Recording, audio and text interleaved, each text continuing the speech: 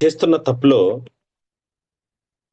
Symptom similarity అనేదాన్ని ఒక్కదాన్ని చూసుకోవటం ఒక తప్పుగా మనం అనుకున్నాం. ఏంటా సిమ్టమ్ సిమిలారిటీ అనంటే,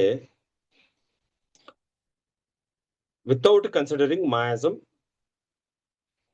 ఆర్ పాథాలజీ డెప్త్ ఈ రెండిటిని మనం మిస్ చేసేసి, what symptoms does the patient have right now? Patient ఇప్పుడు ప్రస్తుతానికి ఏం చెప్తున్నాడు? మోకాళ్ళ నొప్పులు చెప్తున్నాడు. రాత్రి నిద్ర పట్టట్లేదని చెప్తున్నాడు. అగ్రవేషన్ వాకింగ్ అని చెప్తున్నాడు. బ్రెయోనియా ఇచ్చేసేయి. పొరపాటు. నువ్వు మాస్మేటిక్ డెప్త్‌ని వదిలేసావు. పెథాలజీ డెప్త్‌ని వదిలేసావు. లోపల ఫస్ట్ నుంచి జాయింట్ పెయిన్ వచ్చిందా? ఇన్‌ఫ్లమేషన్ నుంచి జాయింట్ పెయిన్ వచ్చిందా? డీజనరేషన్ నుంచి జాయింట్ పెయిన్ వచ్చిందా? లోపల ఏదైనా ఫ్రాక్చర్ అయిందా? ఇదంతా వదిలేస్తున్నావు. ఇదంతా అలోపతి వాళ్ళు మాత్రమే పట్టించుకునేది అన్న భావనతోటి వదిలేస్తున్నావు నువ్వు. మనకు అవసరం లేదు. మనకి సిమ్టమ్ సిమిలారిటీ ఒకటే చెప్తే చాలు అనే భావంతోటి వదిలేస్తున్నావు. అందుకని క్రానిక్ కేసులు నీకు తగ్గవు. ఓన్లీ సిమ్టమ్ సిమిలారిటీని చూసుకుంటే. ఆ నొప్పి ఎందుకొచ్చింది అని అడగట్లా. నొప్పి చెప్తున్నాడా? మూవ్‌మెంట్ అగ్రవేషన్ ఉందా? మూవ్‌మెంట్ అమల్టరేషన్ ఉందా? ఇంత మాత్రమే అడుగుతున్నావు నువ్వు.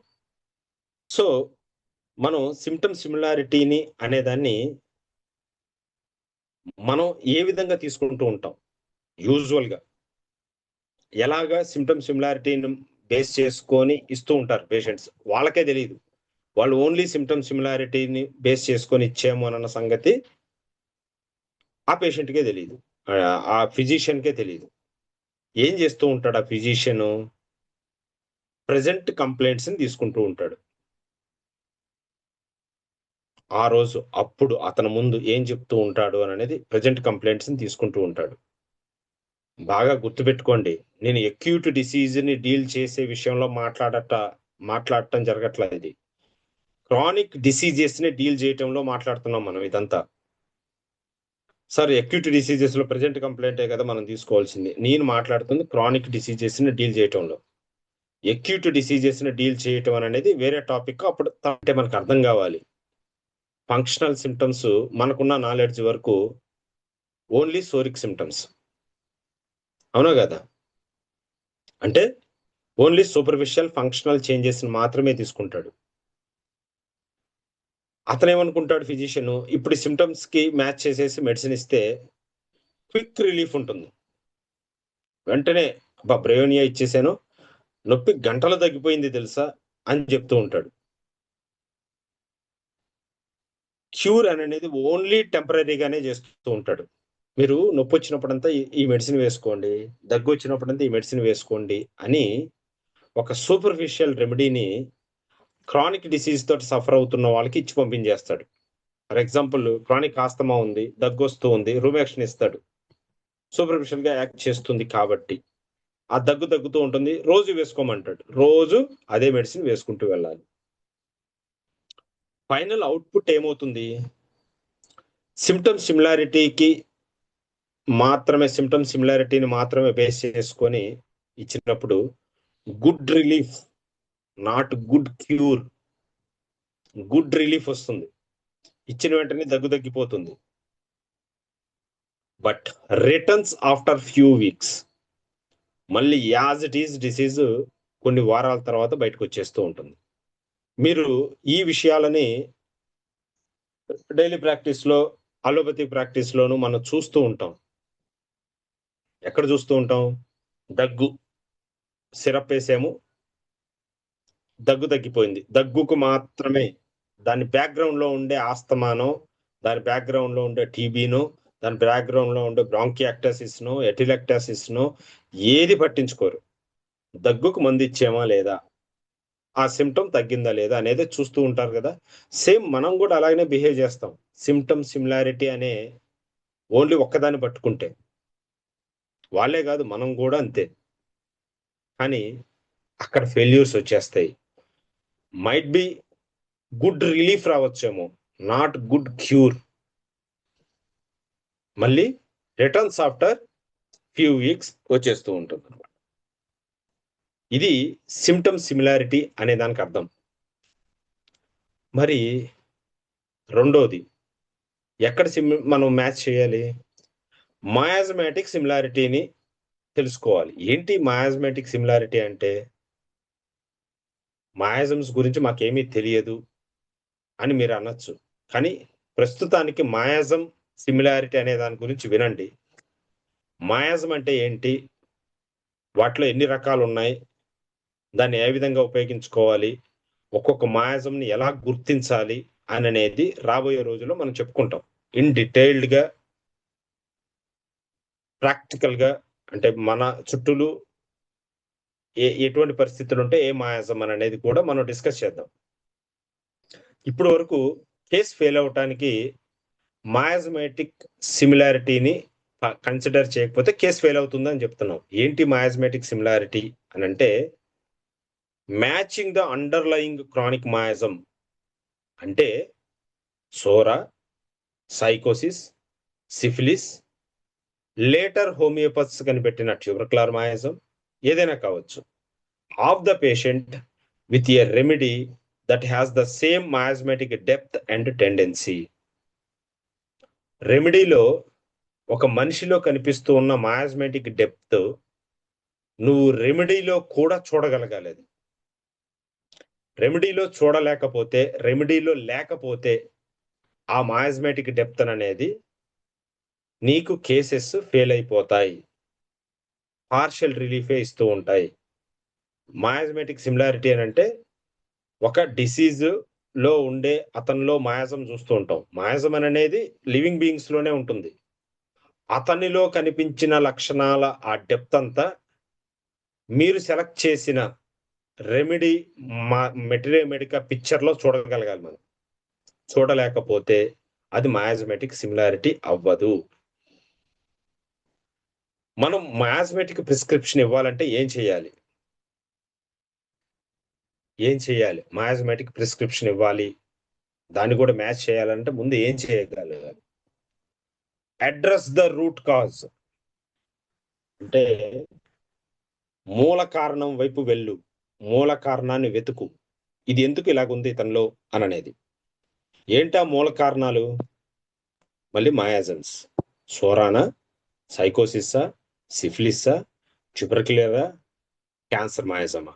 ఏదైనా కావచ్చు. అది మూల కారణం ఏదైనా కావచ్చు. మూల కారణాల వైపు వెళ్ళాలి. Slower action. మయాజమాటిక్‌గా మనం డీల్ చేసేటప్పుడు అక్యూట్ డిసీజెస్‌లో వచ్చినంత స్పీడ్‌గా మనకి రిజల్ట్స్ ఉండవు. స్లోయర్ యాక్షనే ఉంటుంది. ఇంతటితోటి ఫ్రస్ట్రేషన్ వచ్చేసి ఈ ఆస్తమా కేసుని వారంలో తగ్గించలేకపోయాను అని ఫీల్ అవ్వాల్సిన పని లేదు. మయాజమాటిక్‌గా నువ్వు డీల్ చేస్తున్నప్పుడు కేసెస్ అన్ని స్లోగానే ఉంటాయి. స్లోయర్ యాక్షన్సే కనిపిస్తూ ఉంటాయి. జబ్బు నయం అవ్వటానికి టైం తీసుకుంటుంది అన్న విషయం పేషెంట్‌కి చెప్పాలి. నీకు తెలియాలి. నువ్వు ఫ్రస్ట్రేట్ అవ్వటానికి వీల్లేదు. పేషెంట్ కూడా ఫ్రస్ట్రేట్ అవ్వటానికి వీల్లేదు. మయాజమాటిక్ సిమిలారిటీ తోటి మనం ప్రిస్క్రిప్షన్ ఇచ్చినప్పుడు ప్రొడ్యూసెస్ లాంగ్ టర్మ్ క్యూర్. చాలా లాంగ్ టైము ఆ రిజల్ట్ నిలబడి ఉంటుంది. రిలీఫ్ కూడా చాలా కాలం పాటు వస్తుంది. ఓన్లీ వీక్స్‌లోనే అక్యూట్ డిసీజెస్ సిమ్టమ్ సిమిలారిటీ తోటి ఇచ్చినప్పుడు మనం కొన్ని వీక్స్‌లోనే రిటర్న్స్ కనిపిస్తూ ఉంటాయి గదా! కానీ క్రానిక్ మయాజమాటిక్ బేస్ తోటి మనం మెడిసిన్ ఇచ్చినప్పుడు రిలీఫ్ చాలా కాలం పాటు ఉంటుంది. సార్, రిలీఫ్ చాలా కాలం పాటు ఉంటుంది అని అంటున్నారు గానీ, పర్మనెంట్ అని చెప్పట్లేదేంటి? పర్మనెంట్ అననేది ఒక ఐడియల్ ఫేజ్ అది. ఎక్కడ పర్మనెంట్ అనంటే వయసు మారకూడదు. బలం మారకూడదు. ఎక్స్‌టర్నల్ ఇన్‌ఫ్లుయెన్సెస్‌కి హార్మ్ చేసే ఎక్స్‌టర్నల్ ఇన్‌ఫ్లుయెన్సెస్‌కి వైటల్ ఫోర్స్‌ని డిస్టర్బ్ చేసే, పాడు చేసే అలవాట్లకి మనం ఎక్స్‌పోజ్ కాకుండా ఉంటే అప్పుడు పర్మనెంట్ క్యూర్ అని అనుకోవచ్చు. ఒక ఐడియల్ ఫేజ్‌ని మనం సృష్టించలేం. ఈ ప్లానెట్ మీద సృష్టించలేం. కాబట్టి రిలీఫ్‌ని లాంగ్ టర్మ్ ఇవ్వచ్చు. But not permanent. It is doubtful act, it is ideal phase. అది గుర్తుపెట్టుకోండి. హ్యానిమన్ గారు కూడా ప్రొడ్యూసెస్ లాంగ్ టర్మ్ అని అన్నారు, కానీ పర్మనెంట్లీ అనేది స్ట్రాంగ్ గా చెప్పలేకపోయారు. ఈవెన్ కెంట్ కూడా లాంగ్ టర్మ్ రిలీఫ్, అది 10 సంవత్సరాలు రిలీఫ్ రావచ్చు, వయసు మారిపోతుంది, బాడీలో చేంజెస్ వచ్చేస్తాయి, మళ్ళీ రావచ్చేమో, అది మళ్ళీ నువ్వు మెడిసిన్ వేస్తే మళ్ళీ కొన్ని సంవత్సరాల పాటు రాకపోవచ్చు. దాన్ని డిస్టర్బ్ చేయకుండా ఉంటే రాకపోవచ్చు. అది గుర్తుపెట్టుకోవాలి. ముఖ్యంగా ఈ మాయాజ్మెటిక్ సిమిలారిటీ అనే దాన్ని మనం క్రానిక్ డిసీజెస్ లో ఖచ్చితంగా కన్సిడర్ చేసి తీరాలి. నాకు రాదు, నేర్చుకో, తెలుసుకో. హ్యాన్మర్ లాంటి వాళ్ళే 30-40 ఇయర్స్ కష్టపడ్డారు. మనకు ఆ కష్టం లేకపోతే మనం ఏమీ పడకుండా ఉత్తినే హోమియోపతి ప్రాక్టీస్ వచ్చేది. అది వద్దు ఇది వద్దు అని చెప్పేవాళ్ళు బోల్డ్ మంది ఉన్నారు. ఎందుకంటే వాళ్ళకి అది అర్థం కాదు కాబట్టి. వాళ్ళకి అది అర్థం కాలేదు, వాళ్ళకి కష్టంగా ఉంటుంది. అదెందుకు చదువుతావు, ఇదెందుకు చదువుతావు అని అనొచ్చు. నీకు అర్థం కావాలి, అర్థమయ్యేటట్లు చదవాలి.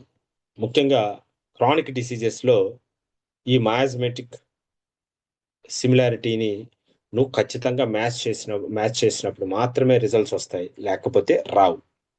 సో ఫైనల్ అవుట్పుట్ మాయాజ్మెటిక్ సిమిలారిటీని తీసుకురావటం మూలాన మాయాజ్మెటిక్ సిమిలారిటీ తోటి మెడిసిన్స్ ఇచ్చినప్పుడు జరిగే మార్పులు చేసిన తర్వాత వచ్చే రిజల్ట్స్ ఎలా ఉంటాయంటే, ఇనీషియల్ అగ్రవేషన్స్ ని మనం మాయాజ్మెటిక్ సిమిలారిటీ ఇచ్చినప్పుడు మాత్రమే చూడగలుగుతాము. అది ఒక గుర్తు. ఇనీషియల్ అగ్రవేషన్ వచ్చింది ఒక కేసులో అనంటే, you touch the point, root ఖచ్చితంగా టచ్ చేసావు అక్కడ మెడిసిన్ తోటి. ఇనీషియల్ అగ్రవేషన్స్ మాయాజ్మెటిక్ సిమిలారిటీలో మాత్రమే వస్తాయి, ఇది బాగా గుర్తుపెట్టుకోండి, otherwise Rao. Disappear for long term are permanent. Disappear for long time, చాలా కాలం పాటు రాకపోవచ్చు, 15-20 ఇయర్స్ పాటు రాకపోవచ్చు, లేదా పర్మనెంట్ గా కూడా పోవచ్చు మీరు ఎక్స్పోజ్ కాకపోతే. ఇంప్రూవ్మెంట్ స్టడీగా ఉంటుంది, స్టడీ ఇంప్రూవ్మెంట్ ఉంటుంది, ఇంకెక్కడ ఇది కనిపించదు. సో మాయాజ్మెటిక్ డెప్త్ ని కూడా మనం కన్సిడర్ చేస్తే, మాయాజ్మెటిక్ సిమిలారిటీని కన్సిడర్ చేస్తే వచ్చే లాభాలు ఇవి. మాయాజ్మెటిక్ సిమిలారిటీ అంటే సోరానా, సైకోసిస్సా, సిఫిలిస్సా, ట్యూబర్క్యులారా, క్యాన్సరా, మలేరియా, రింగ్వామా, అన్నిటినీ మనం మ్యాచ్ చేయగలగాలి, ఆ డెప్త్ ని మ్యాచ్ చేయగలగాలి అని చెప్పటం ఇక్కడ. మూడో మాట అనుకున్నాం మనం, పెథలాజికల్ సిమిలారిటీ అంటే ఏంటి? పెథలాజికల్ సిమిలారిటీ అంటే ఏంటి? మాట అనేసుకొని ముందుకు వెళ్ళిపోవటం కాదు, ఆ మాటకు అర్థం ఏంటో కూడా మనకు తెలియాలి. ఆ పెథలాజికల్ సిమిలారిటీ ఏంటో, పెథలాజికల్ సిమిలారిటీ ఫస్ట్ ఇయర్కి ఏం అర్థమవుతుంది, పెథాలజీ అంటే ఏం అర్థమవుతుంది, అసలు చదవనోడికి ఏం అర్థమవుతుంది? అది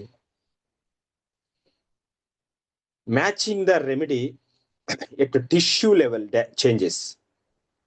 టిష్యూ లెవెల్ చేంజెస్ ఏంటంటే, మాయాజమన్ అనేది డైనమిక్ ఫోర్స్, మనం కళ్ళతోటి చూడలేము. మరి కళ్ళతోటి చూడగలిగేది, తాకగలిగేది ఏదైనా ఉంది అని అంటే, తాకగలిగేది, ల్యాబ్ రిపోర్ట్స్ లో రాగలిగేది, స్కానింగ్ చేయగలిగేది, ఎక్స్రే చేయగలిగేది, ఎంఆర్ఐ చేయగలిగేది ఏదైనా ఉంది అని అంటే అది పెథలాజికల్ చేంజెస్. మాయాజంని డైనమిక్ గా అర్థం చేసుకున్నట్టే, మాయాజం చేసే పనుల్ని టిష్యూ లెవెల్లో మనం చూడాలి అని అనుకోవటమే pathological similarity. For example, psora మాయాజంని ఈక్వల్ చేయదలుచుకున్నావు, టిష్యూస్ లో అన్ని ఫంక్షనల్ చేంజెస్ కనిపిస్తూ ఉంటాయి. అంటే గ్యాస్ట్రిక్ జ్యూస్ రిలీజ్ కాకపోవటం, మైల్డ్ ఇన్ఫ్లమేషన్ ఉండటం, ఆ ఆర్గాన్ని ఫంక్షన్ నుంచి దూరంగా పెట్టడం, ఇలా చేస్తూ ఉంటాం. అదే సిఫిలిటిక్ మయాజం, అక్కడ సిఫిలిటిక్ మయాజం అని అనుకున్నాం. బట్ పెథలాజికల్ గా ఇక్కడ ఎలా కనిపిస్తూ ఉంటది? ఏదో అల్సరు, ఏదో డిస్ట్రక్షన్, ఏదో నెక్రోసిస్, ఏదో గ్యాంగ్రీను, ఏదో క్యాన్సర్, ఏదో కనిపిస్తూ ఉంటది ఇక్కడ. అంటే టిష్యూ లెవెల్స్ లో కూడా నువ్వు దాన్ని గుర్తించగలగాలి. గుర్తించి దానికి సంబంధించిన రూబ్రిక్స్ ఉంటాయి. నెక్రోసిస్ అనే రూబ్రిక్ ఉంటుంది, గ్యాంగ్రీన్ అనే రూబ్రిక్ ఉంటుంది. తీసుకోవాలి, దాన్ని కూడా తీసుకోవాలి నువ్వు. దాన్నే matching at tissue level changes అని అంటాం. అంటే స్ట్రక్చరల్ పెథాలజీని కూడా కన్సిడర్ చెయ్యాలి. నువ్వు సెలెక్ట్ చేసే మెడిసిన్ స్ట్రక్చరల్ పెథాలజీని కూడా కవర్ చేసే రెమెడీ అయి ఉండాలి. నువ్వు సెలెక్ట్ చేసే రెమెడీ ఆ పెథాలజీని క్రియేట్ చేయగలిగిన కెపాసిటీ ఉండాలి. గ్యాంగ్రీన్ కేసు వచ్చింది నీకు, లేదా అండర్లయింగ్ యాబ్సెస్ ఉంది, బయటకి ఏం కనిపించడం లేదు, కొద్దిగా వాపు ఉంది, అబ్బబ్బా వాపు కనిపిస్తుంది, ఇన్ఫ్లమేషన్ అనుకుంటా, బెల్లడోనే ఇచ్చేద్దాంలే. ఆ వాపు కింద ఒక గ్యాంగ్రీన్ ఉంది, ఒక పస్ తోటి ఉంది అనే విషయాన్ని మనం పెథలాజికల్ గా అబ్జర్వ్ చేయకుండా కాస్త ఉబ్బినట్టుంది, నొప్పి అని చెప్తున్నాడు అని చెప్పేసి పెథలాజికల్ గా మనకి ఒక నాలెడ్జ్ లేకపోతే బెల్లలోనా ఏకోనైట్ లాంటివి ఇచ్చేసి ముందుకెళ్ళిపోతూ ఉంటాం. అంటే నువ్వు కేసు చేస్తున్నప్పుడు పెథాలజీ ఏంటి అని అనేది కూడా పేపర్ మీద రాయాలి. ఎలా తెలుస్తుంది ఈ పెథాలజీ? కేసుని, ల్యాబ్ రిపోర్ట్స్ని, ఎంఆర్ఐని, స్కానింగ్ని, బయాప్సీల్ని, ప్రతిదాన్ని నువ్వు స్టడీ చేయగలిగితేనే నీకు పెథాలజీ అనేది అర్థమవుతుంది. దానికంటే ముందు సెకండ్ ఇయర్లో పెథాలజీ అనే దాన్ని బాగా చదివి ఉండగలగాలి. Not only pathology, surgery, medicine ఖచ్చితంగా చదివి ఉండి తీరాలి మనం. ఓకే, సో ఈ matching at the tissue level changes అంటే స్ట్రక్చరల్ పెథాలజీ. ఏంటి స్ట్రక్చర్ అని అంటే టిష్యూ ఎలా ఉంది, ఇన్ఫ్లమేషన్ తోటి ఉందా, గ్యాంగ్రీన్ తోటి ఉందా, నెక్రోసిస్ తోటి ఉందా, యాప్సిస్ తోటి ఉందా, డీజనరేషన్ కండిషన్ లో ఉందా, ఏదైనా డిపాజిషన్స్ ఉన్నాయా, ట్యూమర్ షేప్ లోకి మారిపోయిందా టిష్యూ అంతా. ఈ స్ట్రక్చరల్ చేంజెస్ ఆ టిష్యూలో ఏమొచ్చాయి అనేది నువ్వు పేపర్ మీద కేసులో రాసుకొని తీరాల్సిందే. నాకు తెలియదు అని అంటే నేర్చుకుంటే tissue level changes of the disease with a remedy that has affinity to that pathology. నువ్వు మనిషిలో ఏదైతే అబ్జర్వ్ చేస్తావో నువ్వు ఇచ్చే రెమెడీలో కూడా అదే పెథాలజీ ఉండాలి, అదే పెథాలజీ ఉండాలి. సార్ రెమెడీలో పెథాలజీ ఎలా తెలుస్తుంది సార్? పేషెంట్ అంటే మన ముందు కూర్చుంటాడు కాబట్టి, ల్యాబ్ రిపోర్ట్స్ ఇస్తాడు కాబట్టి మనకి పెథాలజీ తెలుస్తుంది. మరి రెమెడీలో ఉన్నట్లు ఎలా తెలుస్తుంది అని అంటే, మీకు ఇదివరకు కూడా మనం డిస్కస్ చేసుకున్నాం. కెంట్ని చదివితే సోరిక్ ఫంక్షన్స్ పెథాలజీ తెలుస్తుంది, అదే బోరిక్ని చదివితే సైకోసిఫిలిటిక్ పెథాలజీ తెలుస్తుంది. మరి ఇప్పుడు ఒక్క బుక్కే చదువుదామా, 2 books చదువుదామా, లేకపోతే 3 books చదువుదామా? మనకి ఆ పెథాలజీ ఏ బుక్ లో ఉంది, నెరేట్ చేయబడి ఉంది అనేది తెలియాలి అని అంటే డిఫరెంట్ బుక్స్ మనం రిఫర్ చేసుకోగలగాలి. టెన్త్ చదివితే ఓన్లీ 99% సోరిక్ పెథాలజీనే ఉంటుంది అక్కడ. సైకోసిఫిలిటిక్ పెథాలజీ ఓన్లీ 1% రాస్తారు ఆయన. ఎక్కడో గ్యాంగ్రీన్ అని రాస్తారు, ఎక్కడో నెక్రోసిస్ అని రాస్తారు. మిగతాదంతా sensations, feelings, sensations, feelings, sensations, feelings ఉండదు అక్కడ. మెడికల్ కనిపించదు మనకి. What tissue and organ is damaged? ఏంటి, ఏ టిష్యూ డ్యామేజ్ అయింది? కనెక్టివ్ టిష్యూ డ్యామేజ్ అయిందా, ప్యారన్కైమల్ టిష్యూ డ్యామేజ్ అయిందా, ఏ ఆర్గాన్, లివరా, స్ప్లీనా, ఏ ఆర్గాన్ డ్యామేజ్ అయింది? ఇవి ఖచ్చితంగా పేపర్ మీద కేసులో రాసుకోవాలి. Liver affinity, spleen affinity, tendons affinity, connective tissue affinity, parenchymal tissue affinity, mesenchymal tissue affinity, blood cells అంటే కనెక్టివ్ టిష్యూనే, మళ్ళీ బోన్ టిష్యూ కనెక్టివ్ టిష్యూనే, మళ్ళీ లోపల ఉండే బ్లడ్ ని ప్రొడ్యూస్ చేసే బోన్ మ్యారో ఎఫెక్ట్ అయిందా, ఏం ఎఫెక్ట్ అయింది ఈ కేసులో, ఎందుకని ఆ మనిషి ఈ పరిస్థితికి వచ్చాడు అనే సంగతి మనకు తెలియాలి. ఏది ఎఫెక్ట్ అయితే వచ్చాడు, ఇలాగా నీరసపడిపోయాడు, ఇలాగ మంచం మీద పడున్నాడు, ఇలా ఫీవర్ వస్తుంది, ఏం జరిగింది లోపల, ఇది మ్యాక్సిమం మనం హోమియోపతిగా మిస్ అయిపోతాం. బికాజ్ కాలేజీలో టీచ్ చేయకపోవడం కావచ్చు, ఇది కాదులే మనకి సిమ్టమ్ సిమిలారిటీ చాలు సరిపోతే అని అక్కడక్కడ కెంట్ నోట్ చేయటం, కెంట్లో కూడా అక్కడక్కడ రాసి ఉంటాడు. If symptoms are agree whatever the pathology it works, అక్కడక్కడ రాసి ఉంటాడు. బట్ అది నాట్ యూనివర్సల్ అప్లికేషన్, అది యూనివర్సల్ అప్లికేషన్ కాదు. సిమ్టమ్ సిమిలారిటీ మొడాలిటీస్ ఉంటేనే సరిపోదు, you have to match pathological changes, match చేయాల్సిందే. So what tissue and organ is damaged అనేది తెలుసుకోవటం పెథలాజికల్ సిమిలారిటీ. అంటే టిష్యూ ఎఫినిటీ అనేది కూడా ఖచ్చితంగా మ్యాచ్ అవ్వాలి. నువ్వు సిమ్టమ్స్ అన్ని తీసుకొని నువ్వు ఇచ్చే రెమెడీ లివర్ మీద పని చేస్తుందా లేదా అనేది నువ్వు తెలుసుకోగలగాలి, రాయాలి. నువ్వు ఇచ్చే మెడిసిన్ కూడా అది మ్యాచ్ చేయగలగాలి. ఈ పెథలాజికల్ సిమిలారిటీని ఏ విధంగా పొందొచ్చు మనం పేషెంట్ నుంచి, ఏ విధంగా? ఆల్రెడీ ఒక మాట అనుకున్నాం, బేస్డ్ ఆన్ ఇన్వెస్టిగేషన్స్. నువ్వు చేసే ఇన్వెస్టిగేషన్స్ అన్నీ కూడా పెథలాజికల్ సిమిలారిటీని గురించే చెబుతాయి.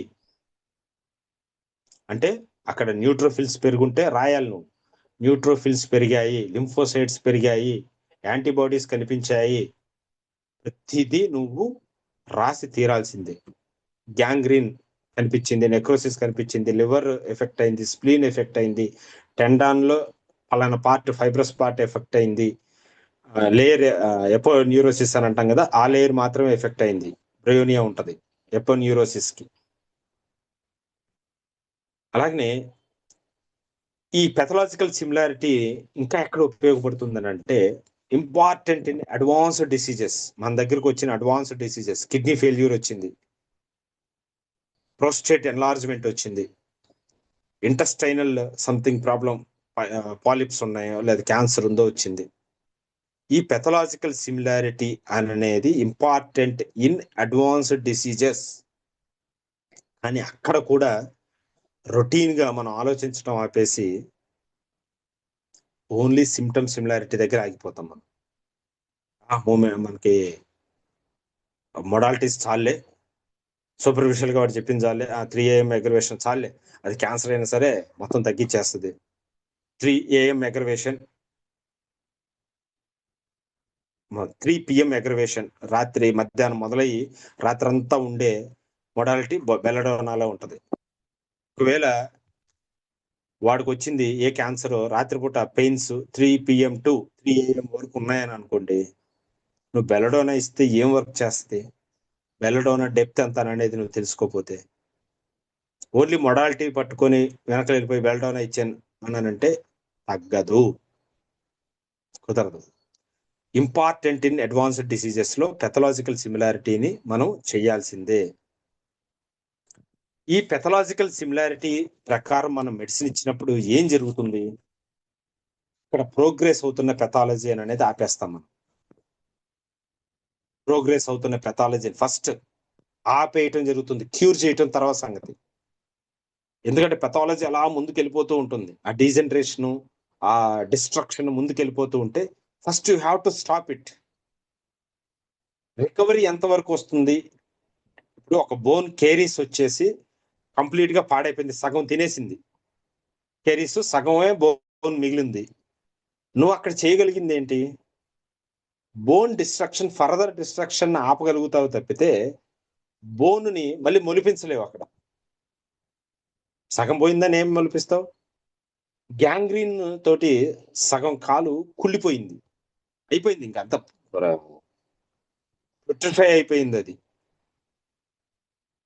నువ్వు ఇప్పుడు మెడిసిన్ ఇస్తే ఆ గ్యాంగ్రీన్ పైకి రాకుండా అక్కడ ఆపగలవు అంతే, అంతేగాని పాడైపోయిన కాలని నేను భలే చేస్తాను అనే ప్రామిస్ అడ్వాన్స్డ్ పెథలాజికల్ కేసెస్ లో ఉండదు.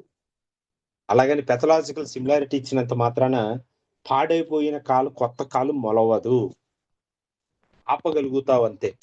ప్రాసెస్ ని, ప్రోగ్రెషన్ ఆఫ్ డిసీజ్ ని ఆపగలుగుతావు. ఈ పెథలాజికల్ సిమిలారిటీ ఒకటే తీసుకుంటే సరిపోతుందా? పెథలాజికల్ సిమిలారిటీతో పాటు నువ్వు ఖచ్చితంగా మయాజ్మెటిక్ సిమిలారిటీని, ఆ తర్వాత సిమ్టమ్ సిమిలారిటీని మ్యాచ్ చేయాల్సి వస్తుంది. ఇవి 3 మ్యాచ్ చేస్తేనే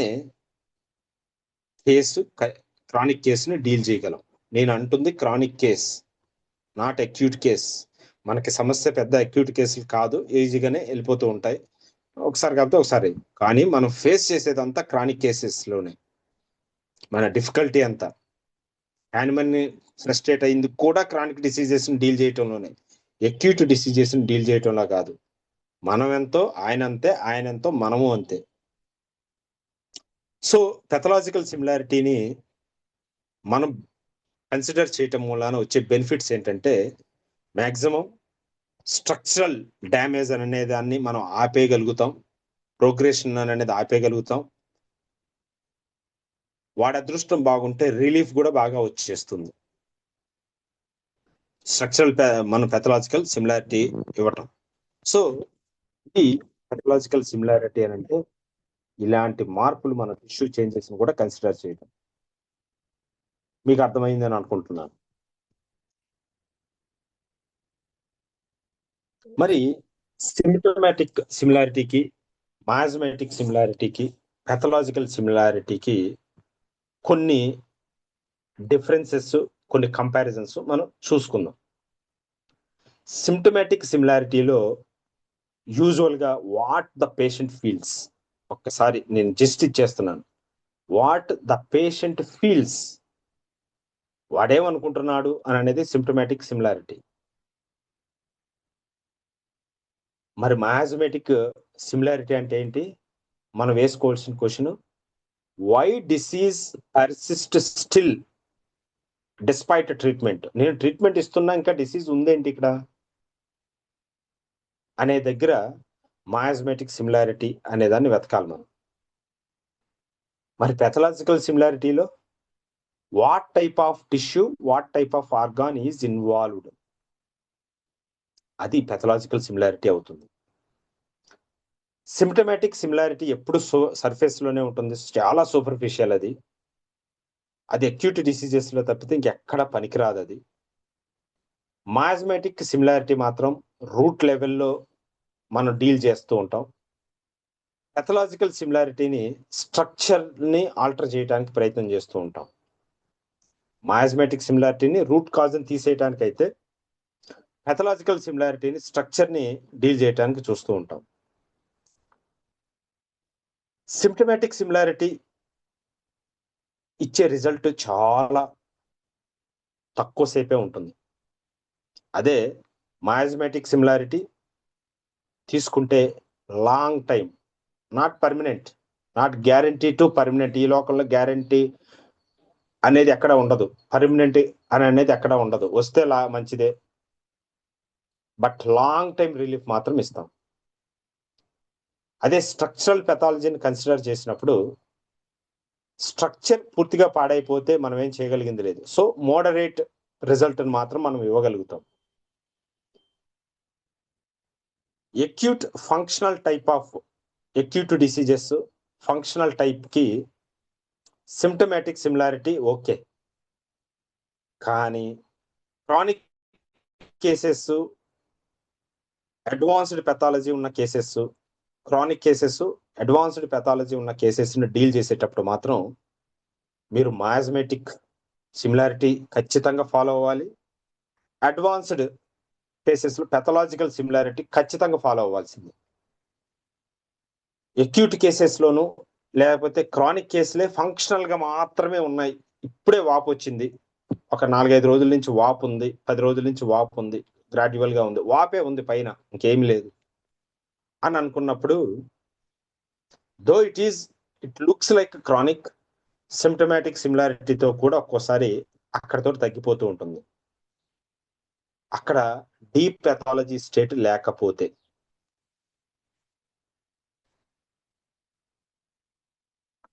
సో ఒక కేసు చెప్పుకుందాం.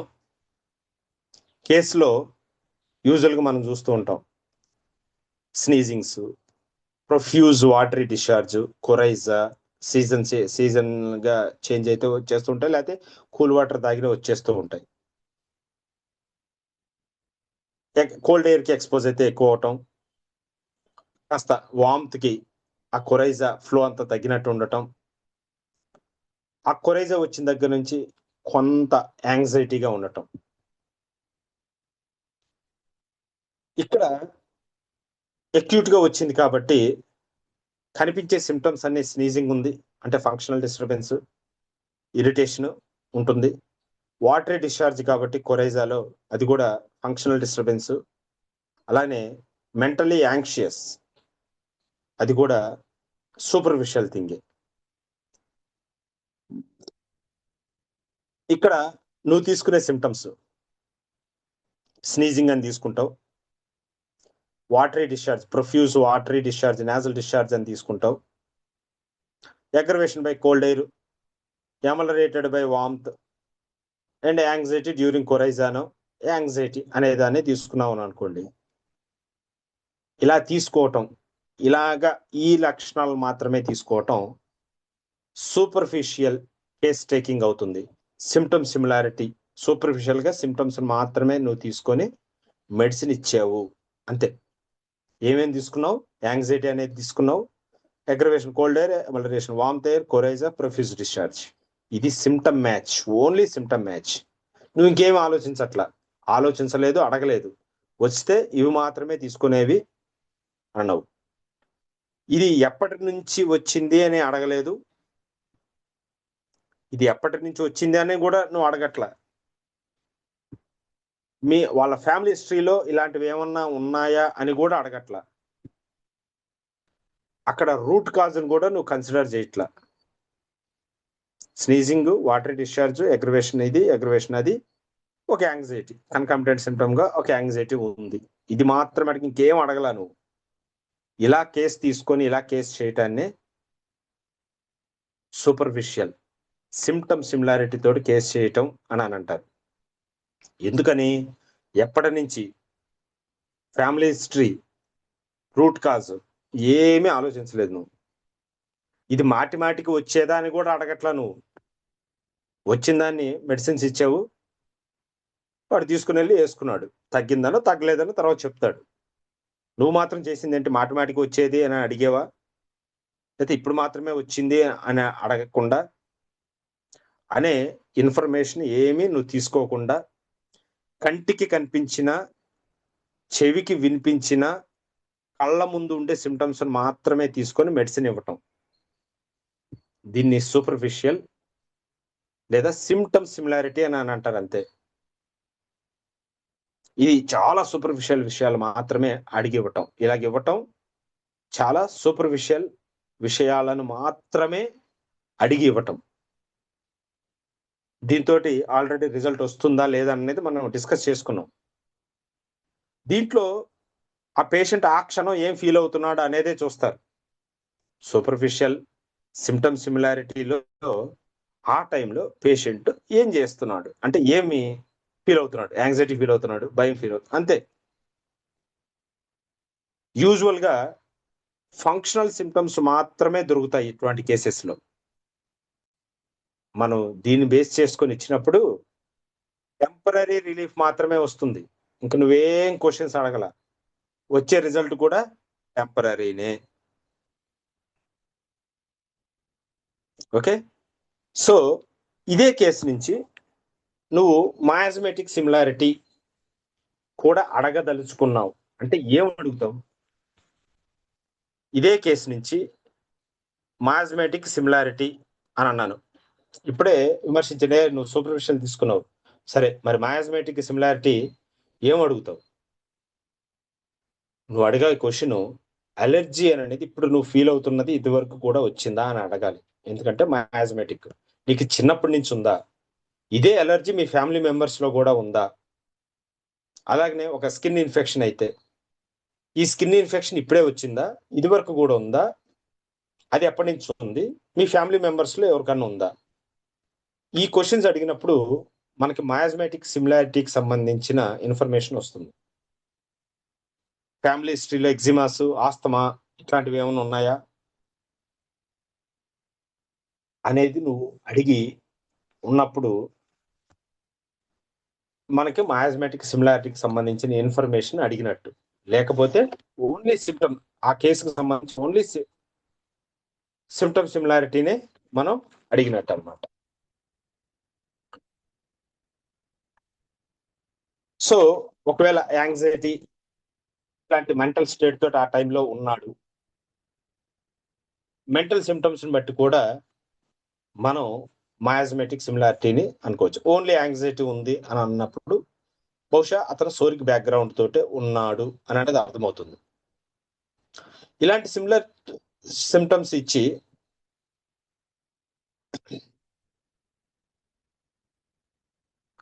ఈ సిమ్టమ్స్, ఇప్పుడు ఒక కేసు వచ్చారు, ఈ సిమ్టమ్స్ తోటే సిమ్టమ్స్ లేనప్పుడు వచ్చారు మన దగ్గరికి. ఇప్పుడు నేజల్ డిశ్చార్జ్ లేకపోతే ఇంకోటి నాకు వస్తూ ఉంటుంది సార్, మొన్న వచ్చింది, ఏదో మెడిసిన్ వేసుకున్నాను తగ్గిపోయింది, కానీ ఇది రిపీటెడ్ గా వస్తూ ఉందండి, అదే నా బాధ, నాకు అది ఉంది అని చెప్పి మన దగ్గరికి వస్తూ ఉంటారు. అక్యూట్ స్టేట్ లో ఆ పేషెంట్ తోటి సిమ్టమ్స్ తోటి సఫర్ అవుతూ వచ్చే స్టేట్లు వేరు, అది ఇదేదో ఒక మెడిసిన్ తీసుకొని రిలీఫ్ ఉంది ఈ మధ్యలో మనం కన్సల్ట్ అవ్వటం వేరు. అప్పుడు మనకి ఈ పాస్ట్ హిస్టరీ మొత్తం వెతకటం మూలాన మయాజ్మాటిక్ ప్రిస్క్రిప్షన్ ఇవ్వటమే మంచిది. వాళ్ళల్లో మయాజ్మాటిక్ సిమిలారిటీ వెతకటమే మంచిది. అంతేగాని